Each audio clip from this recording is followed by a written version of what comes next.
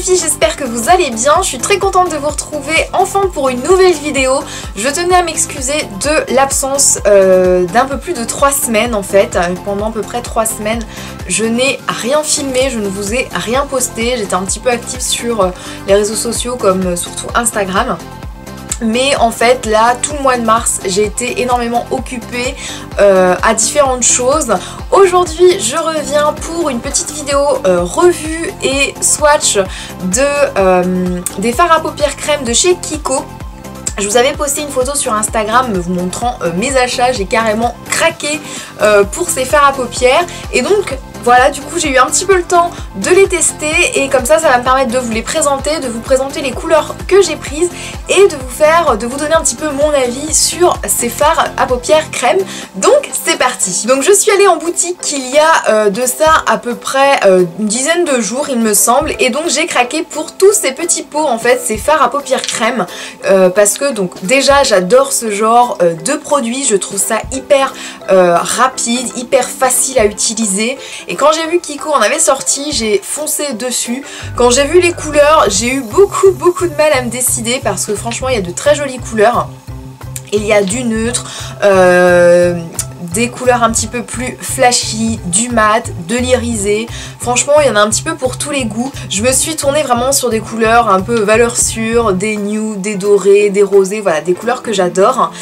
Donc j'ai pris 5 petits fards à paupières. Donc je vais commencer par vous présenter chaque petit fard à paupières et vous les swatcher. Pour commencer j'ai pris la couleur numéro 1 qui est un joli doré vraiment somptueux, qui a de très jolis reflets, qui est très lumineux, vraiment sur la paupière mobile avec un petit peu de mascara. Je trouve que ça fait tout de suite son effet. La couleur est juste sublime, c'est un petit peu passe-partout, c'est pour tous les jours et vraiment cette couleur je l'aime beaucoup. Et donc ça c'est la numéro 1. La deuxième couleur que j'ai prise donc c'est la numéro 2, donc c'est un vieux rose un petit peu soutenu mais pas non plus hyper flashy. C'est pas un rose bonbon, c'est vraiment un rose poudré, un vieux rose je trouve. Et ce n'est pas une couleur qui est mate, qui est juste un petit peu on va dire satinée, c'est pas les gros irisés, c'est juste un tout petit peu satiné.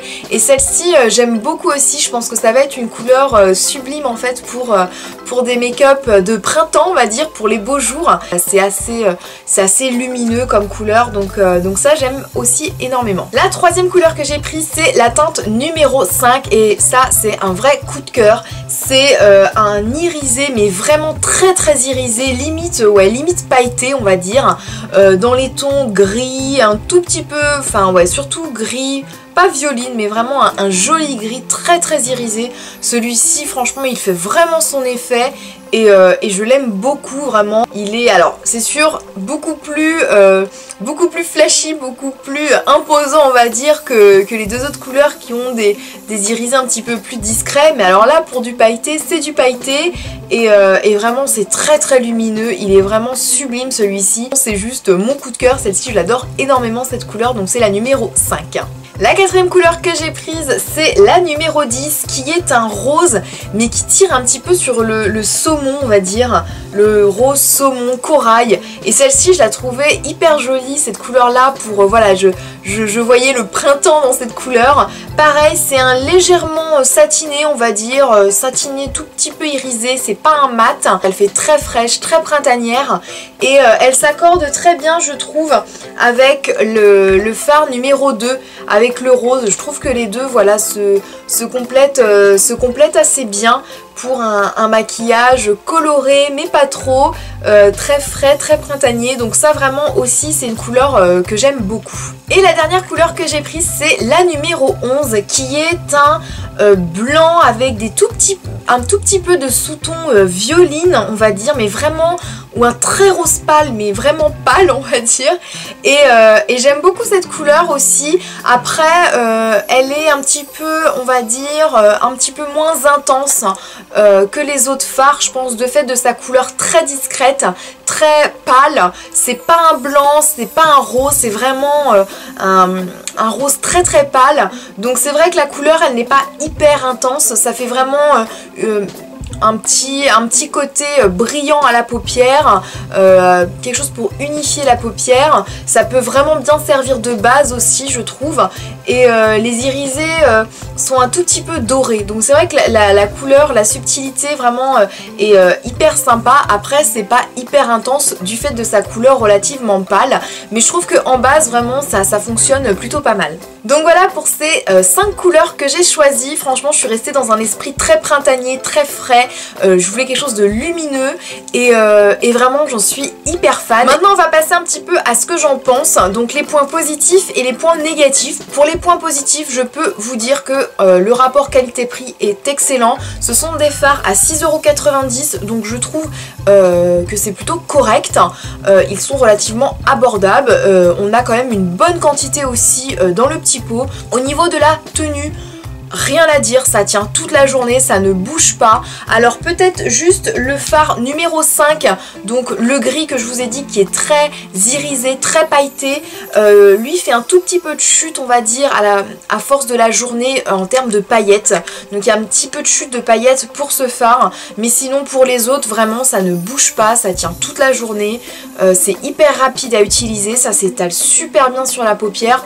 Franchement ça c'est que des points positifs. En termes d'application aussi, ce que j'aime beaucoup, c'est vraiment une texture vraiment très facile à travailler, qu'elle soit au doigt ou au pinceau.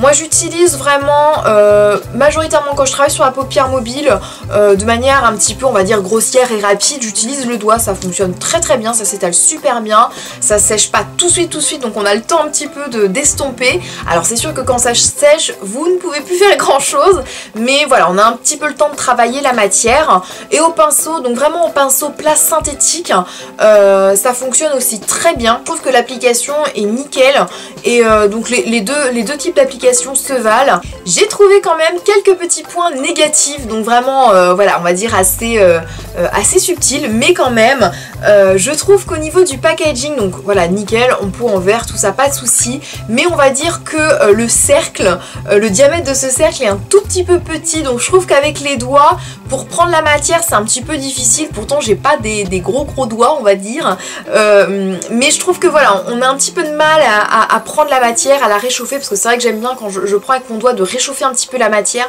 pour qu'elle soit plus facile à travailler. Et c'est vrai que le pot, enfin vous voyez au niveau du doigt je trouve que ça reste relativement petit, donc c'est pas hyper simple. Je pense que quand on arrivera un petit peu au bout c'est un petit peu compliqué je pense à prendre toute la matière, donc c'est plus la taille on va dire de l'entrée du pot qui est un petit peu voilà un petit peu dérangeante. C'est pour ça qu'avec le pinceau c'est vrai que c'est un petit peu plus facile pour prélever la matière. Un deuxième petit point négatif que j'ai remarqué aussi, il faut faire attention à ne pas trop superposer les couches, enfin de mettre trop de quantité de produit, parce que j'ai vu qu'à force ça peut rendre un petit peu le fard un peu craquelé. Je sais pas comment vous dire, c'est qu'à force de mettre, si on met un petit peu trop de produits, le surplus va avoir tendance à chuter carrément. Dès qu'on va le travailler au pinceau ou si on applique un liner, voilà ça va un petit peu faire des petites poussières de fard, ça va un petit peu craqueler, donc c'est pas forcément très joli. Le trait de liner sera un petit peu, sera pas bien droit, bien linéaire, on aura des petits craquements, je sais pas si ça se dit, mais voilà, faire bien attention de bien étirer la matière et de ne pas trop superposer, parce que du coup ça nous rend le rendu est un peu moins joli. Donc voilà, c'est ce que j'ai remarqué au fur et à mesure des utilisations. Donc en conclusion, est-ce que je peux vous conseiller ces fards à paupières? Je vous dis un grand oui. Franchement, ces couleurs sont sublimes, la tenue est extraordinaire.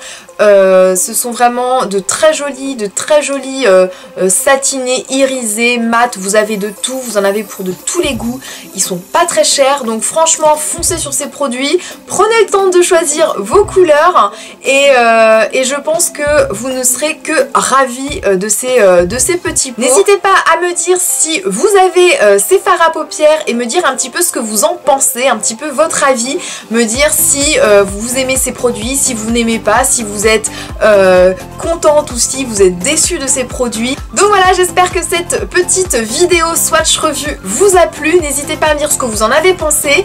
Et puis moi je vous retrouve dans une prochaine vidéo très vite, j'espère. Je vous envoie plein de bisous et je vous dis à très bientôt. Bye bye.